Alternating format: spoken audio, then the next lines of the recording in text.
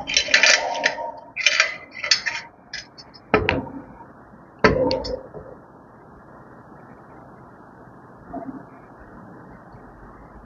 الحمد لله نحمده ونستعينه ونستغفره ونؤمن به ونتوكل عليه ونعوذ بالله من شرور أنفسنا ومن سيئات أعمالنا من يهده الله فلا مضل له ومن يضلل فلا هادي له وأشهد أن لا إله إلا الله وحده لا شريك له وأشهد أن محمدًا عبد الله ورسوله صلى الله عليه وعلى آله وصحبه وسلم تسليمًا كثيرا. قال الله عز وجل: يا أيها الذين آمنوا اتقوا الله حق تقاته ولا تموتن إلا وأنتم مسلمون. وقال تعالى: يا أيها الناس اتقوا ربكم الذي خلقكم من نفس واحدة وخلق منها زوجها وبث منهما رجالا كثيرا ونساء واتقوا الله الذي تساءلون به والأرحام إن الله كان عليكم رقيبا. وقال تعالى: يا أيها الذين آمنوا اتقوا الله وقولوا قولا سديدا يصلح لكم أعمالكم ويغفر لكم ذنوبكم ومن يطع الله ورسوله فقد فاز فوزا عظيما. فإن أصدق الحديث كتاب الله وخير الهدى هدى رسول الله صلى الله عليه وسلم وشر الأمور محدثاتها وإن كل محدثة بدعة وكل بدعة ضلالة وكل ضلالة في النار. قال الله عز وجل: ولنبلونكم بشيء من الخوف والجوع ونقص من الأموال والأنفس والثمرات وبشر الصابرين. எல்லாம் வல்ல அல்லாஹு தாலாவை போற்றுகிறேன், புகழ்கிறேன். அவன் தனித்தவன், தன்னிகரற்றவன், வணக்கத்திற்குரிய ஒரே இறைவனென சான்று பாருகின்றேன். அந்த வல்ல ரஹ்மானின் சாந்தியும் சமாதானமும் ஸலவாத்தும் சலாமும் எங்கள் தலைவர் அல்லாஹுடைய இறுதி தூதர் முஹம்மது முஸ்தபா ஸல்லல்லாஹு அலைஹி வஸல்லம் அவர்கள் மீதும், அன்னவர்களை பின்தொடர்ந்த சஹாபாக்கள், தாபிஈன்கள், நல்லடியார்கள் அனைவர்கள் மீதும் என்றென்றும் உண்டாவதாக என்ற நட்பிரார்த்தனைக்கு பின்னால், அல்லாஹு தாலா எம் மீது என்ன கட்டளைகளை பிறப்பித்திருக்கின்றானோ அக்கட்டளைகளை எங்களுடைய வாழ்க்கையிலே முடியுமான அளவு எடுத்து நடப்பதன் மூலமாகவும், என்ன விடயங்களை விட்டும் அல்லாஹு தாலா எங்களை தவிர்த்து நடந்து கொள்ளுமாறு தடை விதித்திருக்கின்றானோ, செய்ய வேண்டாம் என்று கூறியிருக்கின்றானோ, அந்த தடைகளை எங்களுடைய வாழ்க்கையிலே மீறாமல் அல்லாஹு தாலாவை அஞ்சி பயந்து தக்வா செய்து கொள்ளுமாறு இந்த குத்பா பிரசங்கத்துடைய ஆரம்பத்திலே என்னையும் உங்களையும் உபதேசிக்கின்றேன். இன்றைய குத்பா பிரசங்கத்திலே சோதனைகளின் பொழுது ஒரு முஃமின் எவ்வாறு இருக்க வேண்டும் என்பன்ற மகுடத்தின் கீழ் சில முக்கியமான விடயங்களை நாம் எல்லாம் பார்க்க இருக்கின்றோம். அல்லாஹ்வுடைய படைப்புகளிலே சிறப்பான படைப்பாக அல்லாஹு தாலா மனிதனை படைத்திருக்கக்கூடிய அதே வேளை அந்த மனிதர்களில் ஒவ்வொருவருக்கும் அல்லாஹு தாலா சோதனைகளை கொடுத்து கொண்டே இருப்பான். அல்லாஹு தாலா அவர்களை பொருளாதாரத்தை கொடுத்தும் சோதிப்பான், பொருளாதாரத்தை எடுத்தும் சோதிப்பான். தேகாரோக்கியத்தை அவர்களுக்கு கொடுத்தும் சோதிப்பான், தேகாரோக்கியத்தை அவர்களிடமிருந்து எடுத்தும் அல்லாஹு தாலா சோதிப்பான். இப்படி பார்க்கும் பொழுது சில வேளை நாங்கள் அறியாமலேயே நாங்கள் சோதனைகளிலே இருக்க வேண்டிய ஒரு நிலையிலே நாங்கள் வாழ்ந்து கொண்டிருப்போம். ஆனால் எங்களுக்கு தெரியாது. அல்லாஹு தாலா இந்த சோதனைகளை பற்றி தன்னுடைய குர்ஆனிலே சூரத்துல் பக்ராவுடைய 155வது வசனத்திலே குறிப்பிடும் பொழுது நாங்கள் அறிந்த சோதனைகளை அல்லாஹு தாலா குறிப்பிடுகின்றான். அதை இந்த கொத்பாவுடைய முன்னுரையாக நான் எடுத்துக்கொள்கின்றேன். நாங்கள் அறிந்த சோதனைகள், எங்களுக்கு கஷ்டங்கள் வரும் பொழுதுதான் நாங்கள் அவற்றை சோதனைகள் என்று நாங்கள் அடையாளம் கண்டிருக்கிறோம். அல்லாஹ்வுடைய பார்வையிலே கஷ்டங்கள் மாத்திரம் அல்ல சோதனை. சோதனை என்றால் டெஸ்ட் பண்ணுவது, ஒரு மனிதனை பரிசோதித்து பார்ப்பதுதான் உண்மையிலேயே சோதனை. அவனுக்கு கொடுத்தும் அவனை டெஸ்ட் பண்ணலாம், எடுத்தும் என்ன செய்யலாம், டெஸ்ட் பண்ணலாம். இப்படி நாங்கள் பார்த்தால் சோதனை என்பது அதிலே நாங்கள் விளங்கி இருப்பது அரைவாசியை, கஷ்டங்களை மாத்திரம்தான் நாங்கள் சோதனை என்று எடுத்திருக்கின்றோம். இப்போ அதை எங்களுடைய நிலைப்பாட்டை நாங்கள் முதலாவது பார்த்துவிட்டு அடுத்த பகுதிக்கு நாங்கள் செல்வோம். எங்களுடைய நிலைப்பாட்டிலிருந்து அல்லாஹ் தஆலா சூரத்துல் பக்கராவுடைய 155வது வசனத்திலே குறிப்பிடுகின்றான், வலனபுலுவன்னகும், நாங்கள் உங்களை சோதிப்போம், பிஷைஇன் மினல் ஹவுஃப், பயத்தை கொண்டு நாங்கள் சோதிப்போம். நிம்மதியாக நாங்கள் இருப்போம், ஆனால் திடீரென்று ஒரு பயங்கர நிலை ஏற்படும்.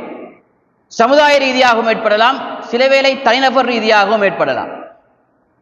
வலனபுலுவன்னகும் பிஷைஇன் மினல் ஹவுஃப், பயத்தை கொடுத்து நாங்கள் சோதிப்போம்.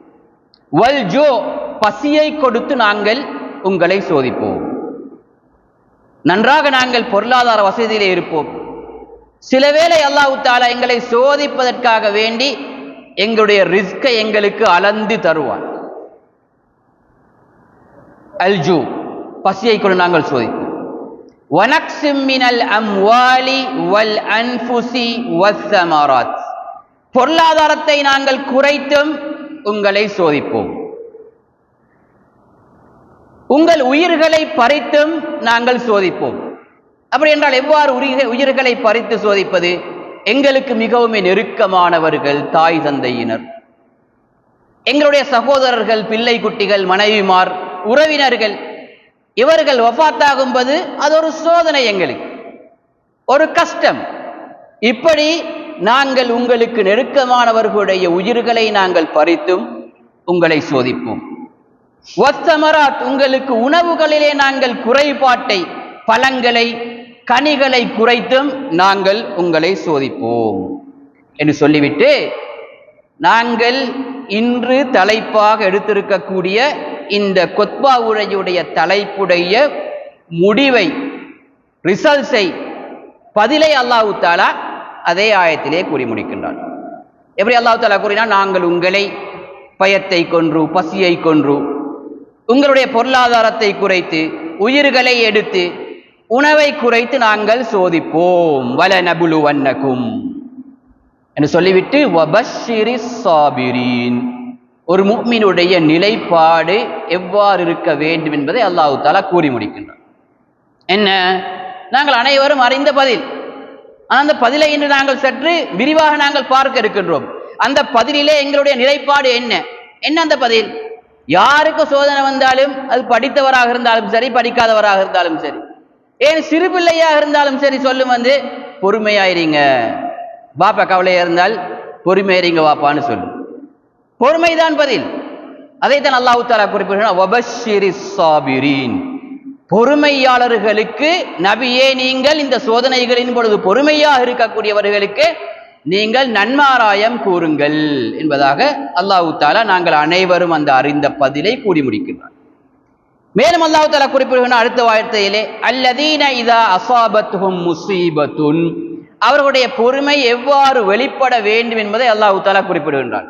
அவர்களுக்கு ஒரு சோதனை ஏற்பட்டால், அல்லதீன இதா அஸாபத்துஹும் முஸீபத்துன், எங்களுடைய வார்த்தை, நாங்க சொல்லுவோம் முஸீபத்துன்னு சொல்லுவோமே, முஸீபத் என்றால் சோதனை.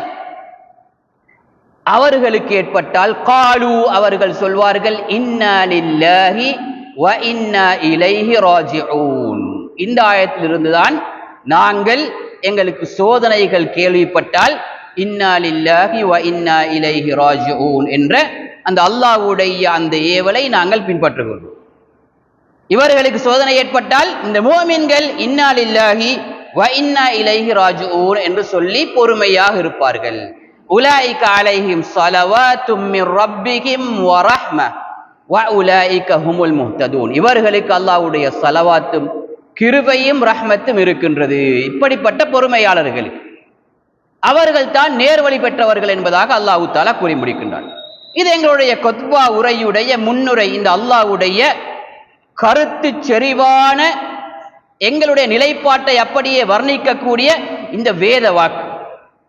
இப்ப நாங்க பாப்போம், இந்த பொறுமை எவ்வாறு நாங்கள் கை கொள்வது, இந்த பொறுமையை நாங்கள் கை கொள்வதற்கு எவ்வாறு எங்களுக்கு நபி அவர்கள் வழிகாட்டி இருக்கின்றார்கள் என்பதை நாங்கள் பார்க்க வேண்டியிருக்கு. இதை நாங்கள் பார்க்கும் பொழுது சில விடயங்களை, யதார்த்தங்களை, சில உண்மைகளை நாங்கள் அறிந்து கொள்ள வேண்டும். இந்த சோதனைகள் ஏன் ஏற்படுகின்றன என்று நாங்கள் தெரிந்து வைத்திருக்கிறோம். நிறைய பேருக்கு கேள்வி வரும், நான் அல்லாஹ் வணங்குறேன், துவா கேட்கிறேன், யாருக்கும் அநியாயம் செய்தது கிடையாது, எனக்கு ஏன் இந்த சோதனை என்று எங்களிலே கேள்வி கேட்கக்கூடியவர்கள் இருக்கும். அல்லது யாருக்கா நல்ல ஒரு மனிதனுக்கு சோதனை வந்தால் சொல்லுவோம், ஒரு நல்ல மனுஷனே அப்பா, யாருக்குமே அநியாயம் செஞ்சது கிடையாது, அவருக்கா இப்படி என்று நாங்கள் கேள்வி கேட்கக்கூடியவர்களாக இருக்கின்றோம். அந்த கேள்வி ஏன் எழுகின்றது என்று சொன்னால், இந்த சோதனை யாருக்கு வரும், ஏன் வரும் என்ற அந்த அறிவு எங்களிடத்திலே குறைவு. அதனால்தான் இப்படிப்பட்ட கேள்விகள் எழும்புகின்றன. இந்த சோதனைகள் யாருக்கு வரும் என்று பார்த்தால், அல்லாஹ் தஆலா இரு சாராருக்கு சோதனைகளை கொடுப்பான். மனித வர்க்கத்திலே இந்த இரு சாராரை தவிர மூன்றாவது சாரார் இல்லை. ஒன்று அல்லாஹ் விரும்பியவர்கள், அடுத்தது அல்லாஹ்வுடைய கோப பார்வைக்கு உட்பட்டவர்கள். இந்த ரெண்டு கூட்டத்தை தவிர வேறொரு கூட்டம் மனிதர்கள் இல்லை. இப்ப இந்த ரெண்டு கூட்டத்துக்கும் அல்லாஹ்வுடைய சோதனை ஏற்படும் என்பதாக அல்லாஹ் தஆலாவுடைய தூதர் எங்களுக்கு அறிவித்து தருவதை நாங்கள் பார்க்கலாம். நாங்கள் விளங்கி இருக்கக்கூடிய கூட்டம் என்ன? யாராவது அல்லாஹ்வுக்கு மாறு செய்தால் அல்லாஹ் தஆலா தண்டனையை கொடுப்பான், தண்டனையாக இந்த சோதனைகள் இறங்கும் என்று நாங்கள் விளங்கி இருக்கின்றோம். இப்படியும் அல்லாஹ் தஆலா கொடுப்பான். குறிப்பாக சில முக்கியமான பாவங்கள், அதிலும் குறிப்பாக மனிதர்களுடன் சம்பந்தப்பட்ட அநியாயம் என்ற பாவங்களில் நாங்கள் ஈடுபட்டால் அதற்கு இந்த உலகத்திலேயே அல்லாஹ் தஆலா தண்டனை கொடுப்பதாக எங்களுக்கு எச்சரித்திருக்கின்றான். அது நடக்கும். உதாரணத்துக்கு நாங்கள் சொல்வதென்றால், யாராவது ஒருவர் மனிதர்களிலே மிகவுமே அவர் பணிவிடை செய்ய வேண்டிய, மதிக்க வேண்டிய, கௌரவிக்க வேண்டிய பெற்றோர்களை கௌரவிக்காமல், பணிவிடை செய்யாமல் அவர்களுக்கு அநியாயம் இழைத்தார்கள் என்று சொன்னால், ரசூலுல்லாஹி ஸல்லல்லாஹு அலைஹி வஸல்லம் சொல்றார்கள், இந்த உலகத்திலேயே அவர்களுக்கு, மறுமையில வேற இருக்குது தண்டனை, உலகத்திலேயே அவர்களுக்கு தண்டனை அல்லாஹ் தஆலா கொடுப்பான். இன்னொன்று உறவுகள், தாதந்தையை தாண்டினால் அடுத்த ஸ்டெப் உறவுகள். உறவுகளை யார் துண்டித்து வாழ்கின்றார்களோ அவர்களுக்கு நபி அவர்கள் சொல்கின்றார்கள், இந்த உலகத்திலேயே அவர்களுக்கு தண்டனை கிடைக்கும். மறுமையிலே அவருக்கு வேறு தண்டனை ஏற்பாடாகியும் இருக்கின்றது என்பதை நபி அவர்கள் கூறிவிட்டு, உலகத்திலே அவருக்கு தண்டனை கிடைக்கும். இப்படி சிலர்களுக்கு சோதனைகள் தண்டனை என்ற ரூபத்திலே சோதனை வரும், கஷ்டங்கள் வரும். இப்படி இருக்கக்கூடிய சாராரும் இருக்கின்றார்கள். இன்னொரு சாரார் அல்லாஹ்வுக்கு மிகவும் விருப்பமான நேசர்கள், அவர்களுக்கும் சோதனை வரும். ஆகையினால் சோதனை ஒன்று வந்தால் எங்களுக்கு அதை வைத்து ஒரு மனிதனை எடை போட முடியாது. ஒருவனுக்கு கஷ்டம் வந்தால் அதை வைத்து இவன் சிறந்தவனா மோசமானவனா என்று எங்களுக்கு எடை போட முடியாது. அதிலிருந்து எங்களுக்கு படிப்பினை பெறலாம். ஒருவனுக்கு பொருளாதாரத்திலே கஷ்டம் தொடர்ந்து என்று சொன்னால் அவன் அல்லாஹ்வுக்கு நெருக்கமானவனா, அல்லாஹ்விடமிருந்து தூரமானவனா, கோபப்பார்வைக்குள்ளானவனா என்று எங்களுக்கு சோதனையை வைத்து முடிவு கட்ட முடியாது. மனிதர்களை நல்லவர்கள் கெட்டவர்கள் என்று தரம் பிரிப்பதற்கான தராசு அல்ல இந்த சோதனை. அதனால் நல்லவர்களுக்கும் சோதனை வரும், மாறாக நல்லவர்களுக்கு அதிகமான சோதனைகள் வரும் என்பதாக ரசூலுல்லாஹி ஸல்லல்லாஹு அலைஹி வஸல்லம் அவர்கள் குறிப்பிட்டிருப்பதை நாங்கள் பார்க்கலாம். ரசூலுல்லாஹி ஸல்லல்லாஹு அலைஹி வஸல்லம் குறிப்பிட்டார்கள், மனிதர்களிலே அதிகமாக சோதிக்கப்படக்கூடியவர்கள் அல்லாஹ்வுக்கு மிகவுமே நெருக்கமானவர்கள். சொன்னார்கள், நபிமார்கள் தான் அல்லாஹ்வுடைய சோதனைகளுக்கு அதிகமாக உட்பட்டவர்கள். மிகவும் கஷ்டங்களை ஃபேஸ் பண்ணியவர்கள் நபிமார்கள். அதற்கு பின் சும்மல் அம்சலு ஃபல் அம்சல், அதற்கு பின் தக்வாவிலே, மார்க்கத்திலே யார் சிறந்தவர்களாக இருக்கின்றார்களோ அவர்களுக்கு சோதனை வரும் என்பதாக ரசூலுல்லாஹி ஸல்லல்லாஹு அலைஹி வஸல்லம் குறிப்பிடுவதை பார்க்கலாம். இந்த சோதனை எதற்காக வேண்டி? நல்லவர்களுக்கு ஏன் சோதனை என்று சொன்னால், அல்லாஹ் தஆலா அவர்களை உரசி பார்ப்பதற்காக வேண்டி. அல்லாஹ்வை மாத்தம் நம்பி அல்லாஹ்விலே மாத்திரம் தவக்குல் வைத்து அல்லாஹ்வுடைய உதவியிலே மாத்திரம் எதிர்பார்த்திருந்து அல்லாஹ்விடத்திலே மாத்திரம் கேட்க வேண்டும் என்றதை படித்து தௌஹீதை படித்து அதை நிலைநாட்டக்கூடியவர்கள் இருக்கும் பொழுது கஷ்டத்தை அல்லாஹ் தஆலா கொடுத்து பார்ப்பான். இவர்கள் இந்த அகீதாவிலே, இந்த கொள்கையிலே, இந்த ஈமானிலே நிலைத்திருக்கின்றார்களா என்பதை பார்ப்பதற்கு அல்லாஹ் தஆலா கொடுப்பான். அப்ப ரசூலுல்லாஹி ஸல்லல்லாஹு அலைஹி வஸல்லம் சொல்கின்றார்கள் ஒரு ஹதீஸிலே, எந்த அளவுக்கு என்றால், யுப்தலல் மர்உ, ஒரு மனிதர் சோதிக்கப்படுவார் அவருடைய மார்க்க தரத்துக்கு ஏற்ப. அவருடைய மார்க்கத்திலே இதா கான ஃபீ தீனிஹி ஸலாபா, அவருடைய மார்க்கத்திலே உறுதியான ஒரு நிலை இருக்கும் என்றால், ஜீத ஃபீ பலாஇஹி, அவருடைய சோதனை அதிகரிக்கும். ஏனால் ஃபேஸ் பண்றதுக்கு அவருக்கு ஏலும், அவருக்கு தைரியம், அந்த உறுதி இருக்கும். அதை பார்ப்பதற்கு அல்லாஹ் தஆலா மேலும் கொடுப்பான், அவர் உறுதியாக நிற்பார். இன்னும் அவருடைய உறுதியை அந்த சோதனைகள் கூட்டுமே தவிர குறைக்காது. யாருடைய மார்க்கத்திலே சற்று குறைவு, உறுதியிலே குறைவு இருக்கின்றதோ அவர்களுக்கு குறைவான சோதனை வரும் என்பதாக ரசூலுல்லாஹி ஸல்லல்லாஹு அலைஹி வஸல்லம் சொல்கின்றார்கள். அதனால் நாங்க சோதனையிலிருந்து அல்லாஹ்விடத்திலே விடிவை கேட்க வேண்டும், பாதுகாப்பை கேட்க வேண்டும். ஆனால் சோதனை இல்லாமல் வாழ முடியும் என்ற எதிர்பார்ப்பு இருக்கக்கூடாது. நாங்கள் சோதனை இல்லாமல் வாழ முடியும் என்ற எதிர்பார்ப்பு மனிதர்களிடத்தில் இருக்கக்கூடாது. இங்கே இருக்கக்கூடிய அனைத்து அல்லாஹ்வுடைய நல்லடியார்களுக்கும் அவர்களுக்கே தெரிந்த சோதனைகள் இருக்கின்றன. எங்களுக்கு தெரிந்த சோதனை எங்களிடத்திலே, அல்லாஹ்விடம் மாத்திரம்தான் நாங்கள் முன்வைத்து விட்டு அந்த சோதனைகளை இருப்போம். நாங்கள் எல்லா பிரச்சனைகளையும் தீர்த்து இந்த உலகத்தில் வாழ வேண்டும் என்று எதிர்பார்க்க கூடாது என்ற விடயம் இப்படிப்பட்ட ஹதீஸ்கள் மூலமாக எங்களுக்கு வருகின்றது. ஒருமுறை ரசூலுல்லாஹி ஸல்லல்லாஹு அலைஹி வஸல்லம் அவர்களை சந்திக்க அப்துல்லாஹ் இப்னு மஸ்ஊத் ரலியல்லாஹு அன்ஹு வருகின்றார்கள். வந்து ரசூலுல்லாஹ் சுகைனமாக இருக்கின்றார்கள். சுகைனம் என்பது ஒரு சோதனை, தேகாரோக்கியம் என்பது ஒரு நிஅமத், சுகைனம் என்பது சோதனை. இப்ப நபி அவர்களுடைய நெற்றியிலே, உடம்பில் அப்படி கையை பிடிச்சு பார்க்கறாங்க, கொதிக்குது, காய்ச்சல். அப்ப அப்துல்லாஹ் இப்னு மஸ்ஊத் சொல்றாங்க, அல்லாஹ்வுடைய தூதரே, ஒரு சாதாரண மனிதருடைய காய்ச்சலை விட உங்களுக்கு அதிகமாக சூடாக இருக்கின்றதே, அதிகமாக காய்ச்சல் இருக்கின்றதே என்று கேட்டார்கள். ரசூல் ஸல்லல்லாஹு அலைஹி வஸல்லம் சொன்னார்கள், ஆம், உங்களிலே ஒருவருக்கு வரக்கூடிய காய்ச்சலை போன்று எங்களுக்கு வராது. உங்களிலே 2 பேருக்குரிய காய்ச்சலுக்கு ஏற்ற காய்ச்சல் தான் எங்களுக்கு வரும். நபிமார்களுக்கு கஷ்டம் அதிகம். ஏனென்றால் அல்லாஹ் தஆலா இவ்வாறு அவர்களை துப்பரவாக்குவதற்காக வேண்டி அவற்றை கொடுக்கின்றான் என்று சொன்னார்கள். ஒரு மனிதனுக்கு அல்லாஹ் தஆலா சில வேளை சோதனைகளை கொடுத்து கொண்டே இருப்பான். எந்த அளவுக்கு என்றால், அவனுடைய பாவங்கள் இந்த சோதனைகளிலே அவன் பொறுமையாக இருப்பதன் மூலமாக பாவங்கள் இந்த மரத்துடைய இலைகள் எவ்வாறு விழுகின்றதோ, ஸ்பிரிங்ல, அதாவது இலையுதிர் காலத்திலே எவ்வாறு மரத்துடைய இலைகள் விழுகின்றதோ அப்படி அவனுடைய பாவங்கள் விழுந்து கொண்டே இருக்கும். அவன் இந்த உலகத்திலே சுவர்க்கவாதியாக மாறும் வரைக்கும் என்பதாக ரசூலுல்லாஹி ஸல்லல்லாஹு அலைஹி வஸல்லம் அவர்கள் சொன்னார். இன்னொரு ஹதீஸிலே சொன்னார்கள், எங்களுக்கு ஒரு உதாரணத்தை சொல்வதற்கு, ஒரு மனிதனுக்கு ஒரு நோயோ அல்லது ஒரு கஷ்டமோ ஏற்பட்ட அவன் பொறுமையாக இருந்தால் அதன் மூலம் அவனுடைய பாவக்கரைகள் குறைக்கப்படும். எந்த அளவுக்கு என்றால்,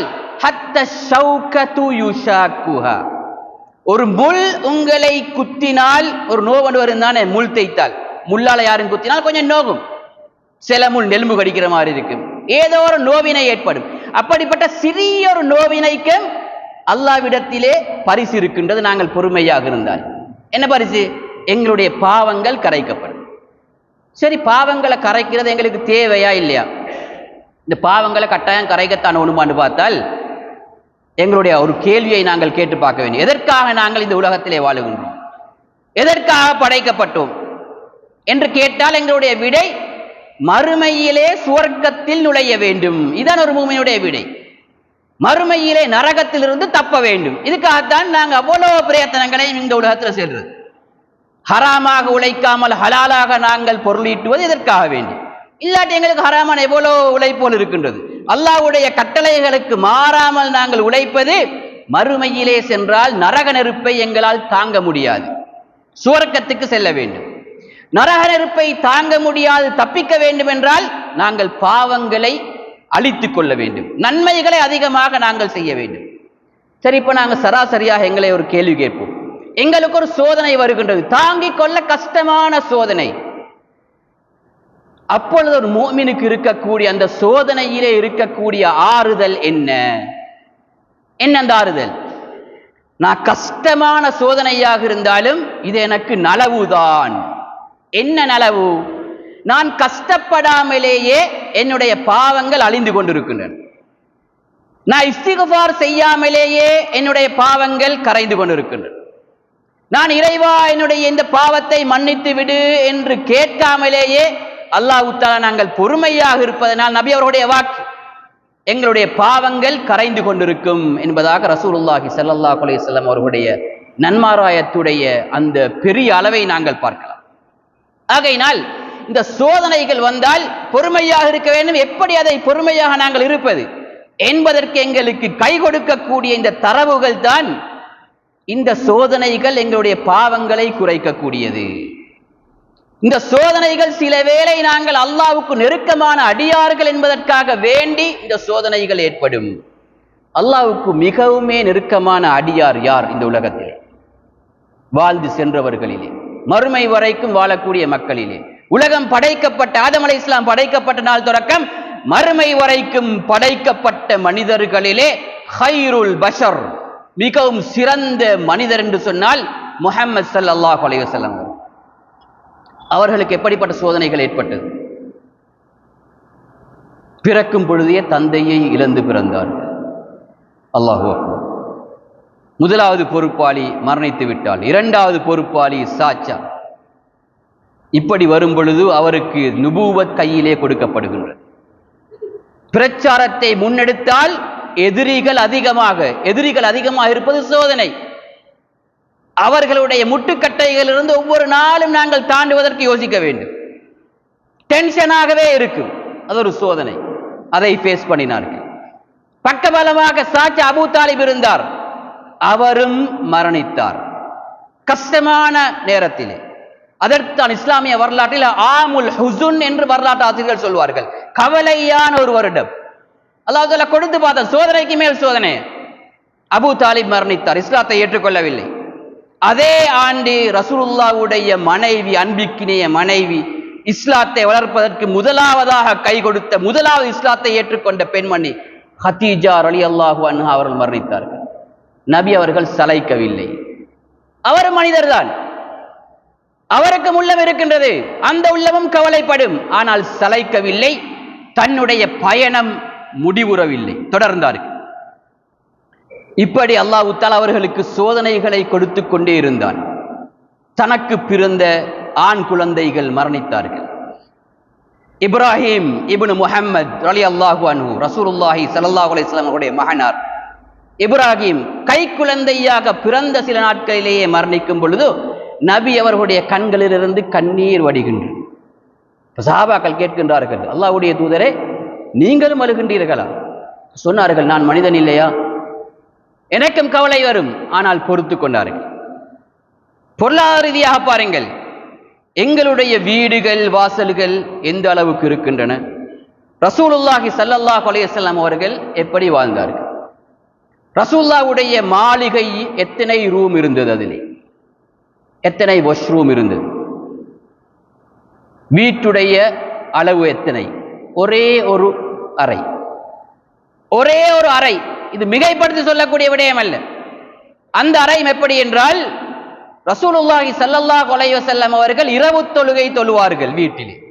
ஒரு மனிதன் தொழக்கூடிய தொழுகைகளிலே ஃபர்த் தொழுகையை தவிர மிகவும் சிறந்தது வீட்டிலே தொழுவது. வீட்டை நாங்கள் உயிரோட்டமாக வைத்துக் கொள்ள வேண்டும். எந்த அளவுக்கு என்றால், நீங்கள் இங்கே தொழுதுவிட்டு ஃபர்தை தொழுதுவிட்டு உங்களுக்கு சுன்னத்தான தொழுகைகளை வீட்டிலே தொழ முடியும் என்றால் அதுதான் சிறந்தது. ஆனால் வீட்டிலே சென்றால் தொழாமல் மறந்து விடுவீர்கள் என்று சொன்னால் பள்ளியிலே தொழுதுவிட்டு செல்லுங்கள். விடயத்துக்கு வருகிறேன். நபி அவர்கள் வீட்டிலே இரவு தொழுகை தொழுவார்கள். சுஜூதுக்கு செல்லும் பொழுது சுஜூது செய்வதற்கு இடம் இருக்காது. ஏன்? ஆயிஷா ரலியல்லாஹு அன்ஹா அவர்கள் படுத்துக் கொண்டிருப்பார்கள். கால் அவர்கள் சுஜூது செய்யக்கூடிய இடத்திலே இருக்கு. சுஜூதுக்கு அவர்கள் பணிந்து செல்லும் பொழுது தட்டி விடுவார்கள்.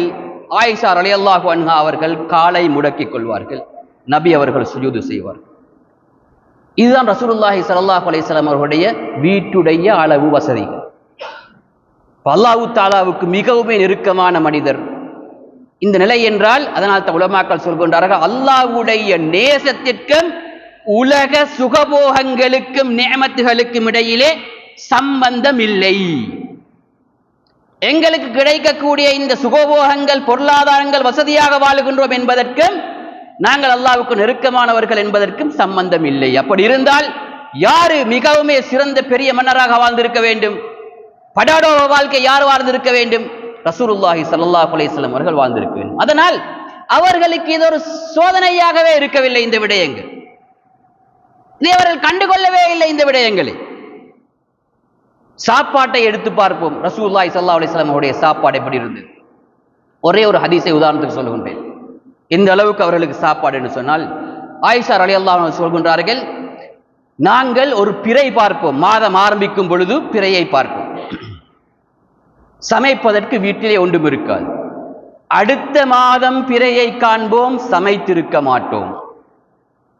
அடுத்த மாதம் பிறையை காண்போம், சமைத்திருக்க மாட்டோம். மூன்றாவது மாதமும் சில வேளை எங்களுக்கு மாதம் ஆரம்பிக்கும், நாங்கள் வீட்டிலே சமைத்திருக்க மாட்டோம். இப்ப எங்களுக்கு எல்லாரும் எழும்பக்கூடிய கேள்வி, இப்ப சஹாபாக்கள் கேட்கின்றார்கள், தாயாரே உம்முல் முஃமினீன் ஆயிஷா ரலியல்லாஹு அன்ஹா அவர்களே, இப்ப நீங்க எதை சாப்பிடுவது? என்னத்தை சாப்பிடுறீங்க? சொன்னார்கள், அல் அஸ்வதான், ரெண்டு கருப்பு சாப்பாடு, இதுதான் எங்கட சாப்பாடு. அத்தம்ரு வல் மா, ஈச்சப்பழமும் தண்ணீர், இதுதான் சாப்பாடு. எங்களுக்கு நிஅமத்துகள் அதிகரித்து இன்றைக்கு 2 நாளைக்கு ஒரே சாப்பாடை திண்டாலே எங்கட மனம் அங்கலாய்க்குது, வாய் எதையோ பேசுது. சாப்பாட்டுக்காக வேண்டி குடும்பத்திலே பிரச்சனைகள் வருகின்றது. லா ஹவுல வலா குவத்த இல்லா பில்லாஹ். நபி அவர்கள் இந்த 2ஐயும் வச்சுட்டு 3 மாதம் கடத்தி இருக்கிறார்கள். லா ஹவுல வலா குவத்த இல்லா பில்லாஹ். மனைவிமார்களும் அதே போன்றுதான். ஒரு முறை ரசூலுல்லாஹி ஸல்லல்லாஹு அலைஹி வஸல்லம் அவர்கள் வீட்டுக்கு வருகின்றார்கள். வந்து கேட்கின்றார்கள், ஹல் இந்தக்கும் ஷை, வீட்டில் ஏதாவது ஈக்குதா சாப்பிட்றது? பதில் வருகின்றது, லா ஷை, ஒன்றுமில்லை வீட்டில். இப்ப சொல்லுகின்றார்கள், இதன் இன்னி ஸாயிம், அப்படி என்றால் நான் நோன்பு போடுகிறேன். இன்றைக்கு எதற்காக நோன்பு? சாப்பாடு இல்லை, அதுக்காக வேண்டி.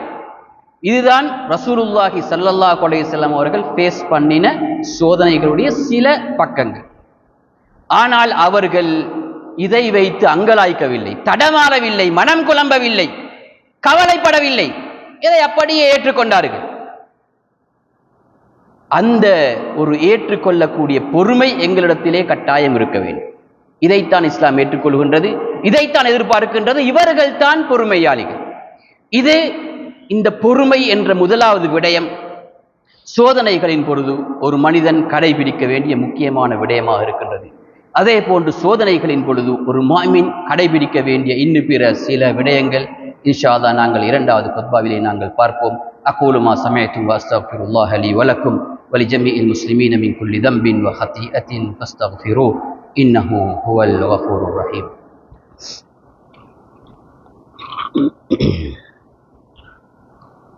அல்ஹம்துலில்லாஹ் வஸ்ஸலாத்து வஸ்ஸலாமு அலா ரசூலில்லாஹ் வஅலா ஆலிஹி வஸஹ்பிஹி வமன் வாலா.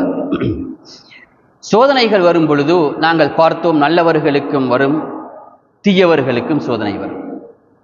நாங்கள் பொறுமையாக இருக்க வேண்டும் என்ற முதலாவது வழிகாட்டலை பார்த்தோம். அதே போன்று 2-3 வழிகாட்டல்கள் சிறிய தலைப்புகளாக மாத்திரம் நான் சொல்லிவிட்டு செல்கின்றேன். சோதனைகள் வந்தால் ஒரு முஃமினை பொறுத்தவரையிலே அவன் செய்ய வேண்டிய இதர விடயங்கள் நிறைய இருக்கின்றன, பொறுமைக்கு அடுத்த கட்டமாக. அதிலே ஒன்றுதான், சோதனைகள் வந்தால் நாங்கள் திருந்த வேண்டிய பக்கங்கள் இருக்கின்றனவா என்று ஒரு கணம் நின்று நாங்கள் யோசிக்க வேண்டும். ஏன், சில வேளை சோதனை நாங்கள் அல்லாஹ்வுக்கு நெருக்கமானவர்கள் என்பதற்காக வேண்டியும் வரலாம், அல்லது தண்டனையாகவும் வரலாம். நாங்கள் சற்று இருந்து யோசிக்கணும், ஏன் வாழ்க்கையில நான் என்ன தவறுகள் செய்கின்றேன் என்று அதை நாங்களாகவே கேள்வி கேட்டு திருந்திக் கொள்ள வேண்டும். நான் யாருக்காவது அநியாயம் செய்கின்றேனா? நான் ஹராமாக நான் உழைக்கின்றேனா? அல்லாஹ் தஆலா கடமையாக்கிய தொழுகையிலே குறை வைக்கின்றேனா? அல்லாஹ்வுடைய ஏவல்களை விலக்கல்களை நான் என்னுடைய வாழ்க்கையிலே பின்பற்றுகின்றேனா என்று சற்று நின்று நாங்கள் யோசிக்க வேண்டும் சோதனைகள் வரும் பொழுது. அதுதான் சோதனையிலே எங்களுக்கு பொறுமைக்கு அடுத்தபடியாக கிடைக்கக்கூடிய முதலாவது கிஃப்ட். நாங்கள் ஒரு நரக பாதையிலே சென்று கொண்டிருக்கும் பொழுது எங்களை திருத்துவதற்காக வேண்டி அல்லாஹ் தஆலா சோதனையை தந்தால் அதிலே நாங்கள் பிரேக் அடிச்சு நின்று நாங்கள் திருந்தி எங்களுடைய வாழ்க்கையை மாற்றி சுவர்க்க பாதையிலே நாங்கள் பயணிப்பதற்கு அந்த சோதனை காரணமாக இருந்தால் அது எவ்வளவு பெரிய நேமத், சோதனை என்ற வடிவிலே வந்து எவ்வளவு பெரிய நேமத்தாக இருக்கு. அதனால் அந்த நேமத்தை நாங்கள் அடைய வேண்டும் என்றால் சோதனையில நின்று யோசிக்க வேண்டும். ஒரு சோதனை வருகின்றதா, நான் என்ன தவறு செஞ்சேன், சில வேளை நான் செஞ்ச தவறுக்கு அது தண்டனையாக வந்திருக்கலாம் அல்லவா, நாங்கள் நின்று யோசித்து எங்களை திருத்திக் கொள்ள வேண்டும். எங்களுக்கு மாத்திரமல்ல, மற்றவர்களுக்கு சில வேளை சோதனை வந்தாலும் அந்த சோதனை எனக்கு வருவதற்கு முன்னால் அவர் என்ன தவறு செய்திருக்கின்றார் என்று உங்களுக்கு தெரிந்தால் அதை பற்றி கதைத்து திரிவது கிடையாது. மாறாக நாங்கள் சுயமாக நாங்கள் கேள்வி கேட்டு ஒரு விடயத்தை உணர்ந்து நாங்கள் திருந்த வேண்டும். வட்டி எடுத்துக் கொண்டிருந்த ஒருவருடைய பொருளாதாரம் நஷ்டமாகிவிட்டது என்று வைத்துக் கொள்வோம் உதாரணத்துக்கு. இப்ப நாங்கள் அதிலிருந்து படிப்பினை பெறணும். அவருக்கு சில வேளை அல்லாஹ் தஆலா வட்டியிலே மூழ்கி இருந்ததன் காரணத்தினால் அல்லாஹ் தஆலா குர்ஆனிலே சொன்னதை போன்று வட்டியை அழிப்பேன் என்று சொன்னதை போன்று அல்லாஹ் தஆலா பொருளாதாரத்தை அழித்திருக்கின்றான். அதனால் நாங்கள் ஊரெல்லாம் பேசி தெரிய வேண்டிய அவசியம் இல்லை. எங்களுக்கு தேவை அதே பாவத்திலே நாங்களும் விழுந்து அவர் தண்டனை பெற்றதை போன்று நானும் பெறக்கூடாது. அதைத்தான் அரபியிலே ஒரு பழமொழியாக சொல்வார்கள், யார் மற்றவர்களை பார்த்து திருந்துகின்றார்களோ அவர்கள் சீதேவி. மனித்தஅத பிகைரிஹி அஸ்ஸஈத். மூதேவிகள் யார் என்றால் தனக்குத்தானே தண்டனை வரும் வரைக்கும் பார்த்து கொண்டிருக்கக்கூடியவர்கள். அதனால் இந்த சோதனைகள் எனக்கோ மற்றவருக்கோ வந்தால் நாங்கள் யோசிக்க வேண்டும், யார் அந்த தவறை விட்டவர், அதிலிருந்து நாங்கள் திருந்த வேண்டும். அதுதான் சோதனைகளின் பொழுது பொறுமையாக இருந்தால் சுவர்க்கம் கிடைப்பதை போன்று இந்த உலகத்திலே நாங்கள் கிடைக்கக்கூடிய பெரிய ஒரு கிஃப்ட், நாங்கள் திருந்துவது. அடுத்தது, சோதனைகளின் பொழுது நாங்கள் கை கொள்ள வேண்டிய இன்னொரு விடயம், எங்களுக்கு கஷ்டமாக இருந்தால் தாங்கிக் கொள்ள முடியாமல் இருந்தால் அதிகமாக நாங்கள் திக்ரு செய்ய வேண்டும். அல்லாஹ் தஆலாவை நாங்கள் திக்ரு செய்ய வேண்டும். ரசூலுல்லாஹி ஸல்லல்லாஹு அலைஹி வஸல்லம் அவர்கள் எங்களுக்கு சோதனைகளின் பொழுதே நாங்கள் ஓதக்கூடிய திக்ருகளை கற்று தந்திருக்கின்றார்கள். சொன்னார்கள், லா இலாஹ இல்லல்லாஹுல் அஸீம், லா இலாஹ இல்லல்லாஹு ரப்புல் அர்ஷில் அஸீம், லா இலாஹ இல்லல்லாஹு ரப்புஸ் ஸமாவாதி வ ரப்புல் அர்ஷில் கரீம் என்று நீங்கள் கவலைகள் வந்தால் ஓதுங்கள் என்று சஹாபாக்களுக்கு ரசூலுல்லாஹி ஸல்லல்லாஹு அலைஹி வஸல்லம் அவர்கள் கற்றுக் கொடுத்தார்கள். அதே போன்று திக்ருகள் நிறைந்த தொழுகை, எங்களுக்கு சோதனை வந்தால் 2 ரக்காத் நாங்கள் தொழுதுவிட்டு அல்லாஹ்விடத்திலே நாங்கள் மன்றாடலாம். ரசூலுல்லாஹி ஸல்லல்லாஹு அலைஹி வஸல்லம் அவர்களுக்கு கஷ்டம் வந்தால் 2 ரக்காத் தொழுவார்கள். அல்லது டென்ஷனாக இருந்தால், நபி அவர்கள் ஒவ்வொரு வருடமும் யுத்தத்தை சந்தித்தவர்கள், ஒவ்வொரு வருடமும் அவர்களுக்கும் எதிர்களுக்கும் இடையிலே இஸ்லாத்தை வளர்ப்பதற்காக, இஸ்லாத்தை பாதுகாப்பதற்காக வேண்டிய யுத்தங்கள், சும்மா இருக்க விடவில்லை ரசூல் ஸல்லல்லாஹு அலைஹி வஸல்லம் அவர்களே. டென்ஷன், நாட்டு தலைவர் என்ற அடிப்படையிலே, படை தளபதி என்ற அடிப்படையிலே டென்ஷன். ரசூல் ஸல்லல்லாஹு அலைஹி வஸல்லம் அவர்கள் சில வேளை சொல்வார், எங்கடா பாங்கு செல்லுது என்று பார்த்திருப்பான். பாங்கு செல்ல டைம் ஆகினால் பிலால் ரலியல்லாஹு அன்ஹு சொல்வார்கள், பிலாலே எங்களுக்கு இந்த பாங்கை கொண்டு தொழுகைக்கு அழைப்பதன் மூலமாக எங்களுக்கு ரெஸ்ட் தா, கண்குளிர்ச்சியை தா என்று சொல்வார்கள். சொன்னார்கள், ஜுஐலத் குர்ரத்து ஐனி ஃபிஸ் ஸலாஹ், தொழுகையிலே எனக்கு கண்குளிர்ச்சியை அல்லாஹ் தஆலா வைத்திருக்கின்றான் என்று சொல்வார்கள். அப்ப நாங்கள் எங்களுக்கு சோதனைகள் வந்தால் நாங்கள் அல்லாஹ்வின் பால் நெருங்க வேண்டும், திக்ருகளை அதிகரிக்க வேண்டும், தொழுகைகளை நாங்கள் கூட்ட வேண்டும், அதிகமாக குர்ஆனை ஓத வேண்டும். அல்லாஹ் தஆலா குர்ஆனிலேயே குறிப்பிடுகின்றான், என்னுடைய குர்ஆனை யார் புறக்கணிக்கின்றார்களோ அவர்களுக்கு நாங்கள் கஷ்டமான வாழ்க்கையை கொடுப்போம். வமன் அஅரத அன் திக்ரி ஃபஇன்ன லஹு மஈஷத்தன் தன்கா. யாருக்காவது கஷ்டங்கள் வந்தால் சற்று நின்று யோசிச்சு பாருங்க, குர்ஆனை நான் புறக்கணிக்கின்றேனா? ஏன் அல்லாஹ் தஆலா கூறி இருக்கிறான், குர்ஆனை புறக்கணித்தால் எனக்கு சோதனை வரும் என்று அல்லாஹ் தஆலா குறிப்பிட்டிருக்கின்றான். குர்ஆனை அதிகமாக ஓதுங்கள், சோதனைகள் இல்லாமல் செல்லும். அதே போன்று கடைசியாக சோதனைகள் வந்தால் நாங்கள் கை கொள்ள வேண்டிய மிக முக்கியமான ஆயுதம் அல்லாஹ்விடத்தை நாங்கள் கேட்பது. மனிதர்களை விட்டுவிடுங்கள், உதவி செய்ய முடியுமானவர்களிடம் சென்று சில வேளை கஷ்டங்களை போக்கிக் கொள்வதற்காக வேண்டி முறையான சில உதவிகளை கேட்கலாம். ஒரு அதிகாரியிடம் ஏதாவது எங்களுக்கு தேவை இருந்தால் அவர்தான் அதை ஈட்டுத்தர வேண்டும் என்றால் ஒபிஷியல் அத்தாரிட்டி என்ற அடிப்படையிலே, இவர்தான் அதற்குரியவர் என்ற அடிப்படையிலே சென்று கேட்கலாம்.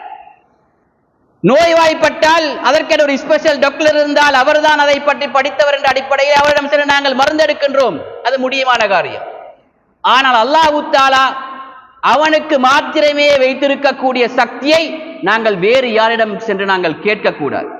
அவுலியாக்கள், இன்னொரு போன்ற புதுமை வித்தை காட்டக்கூடியவர்கள், மந்திரவாதிகள் என்று இருக்கக்கூடியவரிடத்திலே சென்று எங்களுடைய மார்க்கத்தை நாங்கள் தாரை வார்க்க கூடாது. அல்லது பொதுவான ஒரு விடயம், கஷ்டங்கள் வரும் பொழுது மக்களிடம் மனிதர்களிடம் சென்று கையேந்தக்கூடியவர்களாக இருக்காமல் அல்லாஹ்விடத்திலே நாங்கள் அப்ளிகேஷனை போடக்கூடியவர்களாக இருக்க வேண்டும். வானத்துடைய கதவை தட்டுங்கள், கஷ்டங்களின் பொழுது அங்கேதான் விடுவி இருக்கின்றது.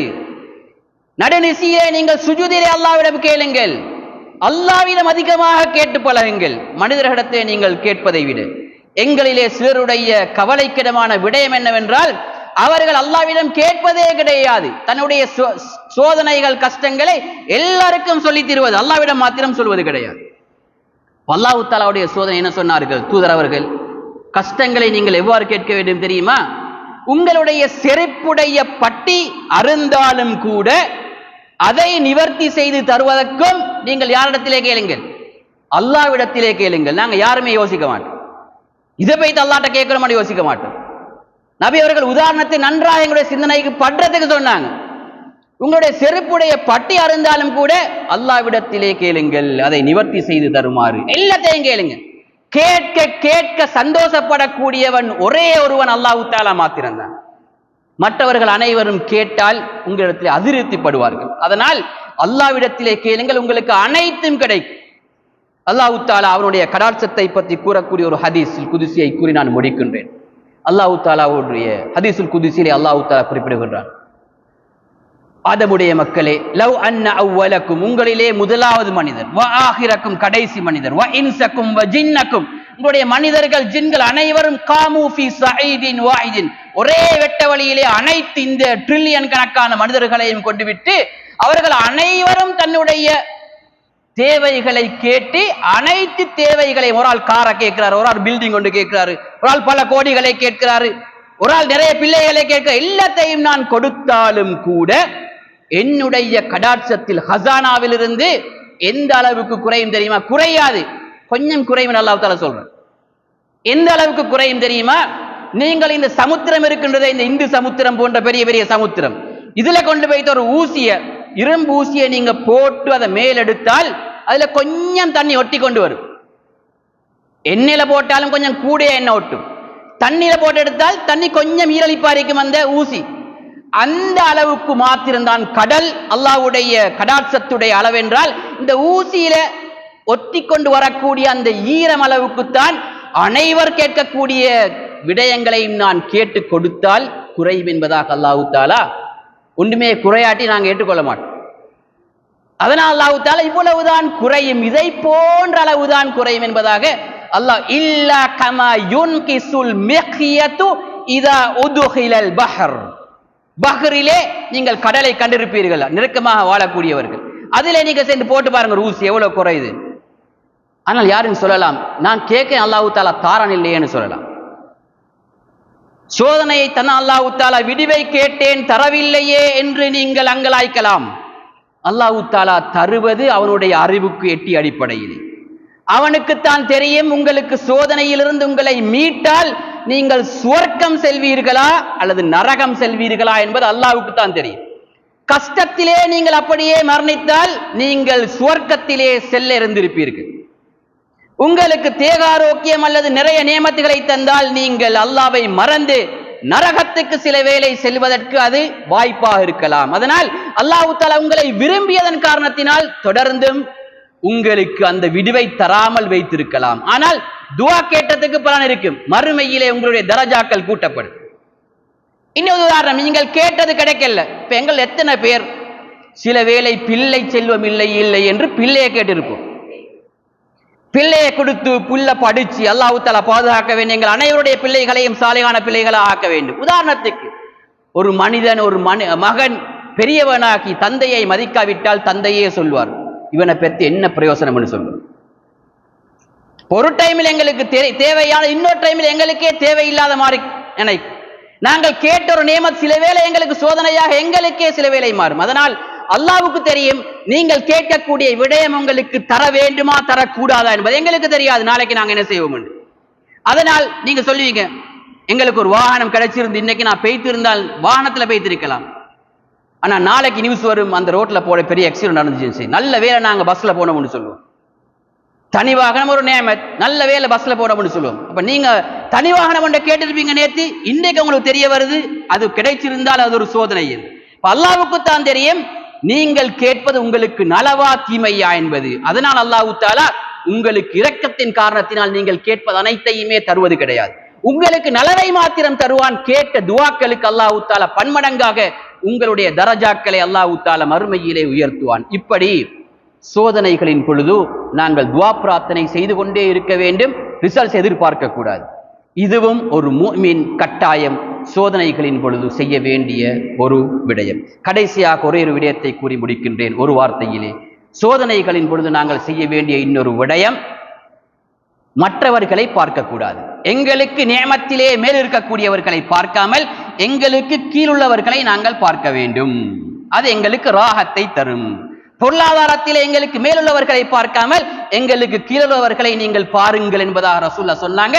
அது உங்களுக்கு ஆறுதலை தரும். இப்படி நாங்கள் முஃமின்கள் சோதனைகளுக்கு அனைவருமே விதிவிலக்கில்லாமல் உட்பட்டவர்கள், உட்பட்டு கொண்டிருக்கக்கூடியவர்கள். அது நலவாகவும் இருக்கலாம், சில வேளை அல்லாஹ் தஆலா எங்களுக்கு திருத்தக்கூடிய சிறிய தண்டனைகளாகவும் இருக்கலாம். நாங்கள் மேற்சொன்ன இந்த வழிமுறைகளை நாங்கள் கடைபிடித்து சோதனைகளின் போது அல்லாஹ் தஆலா கூறக்கூடிய முஃமின்களாக நாங்கள் வாழ்ந்து அவனுடைய திருப்பொருத்தத்தை பெற்றுக்கொள்வோமாக. அல்லாஹும்ம ஸல்லி அலா முஹம்மதின் வ அலா ஆலி முஹம்மத் கமா ஸல்லைத அலா இப்ராஹீம் வ அலா ஆலி இப்ராஹீம் இன்னக ஹமீதும் மஜீத். வ ஆகிரு தஅவானா அனில் ஹம்துலில்லாஹி ரப்பில் ஆலமீன்.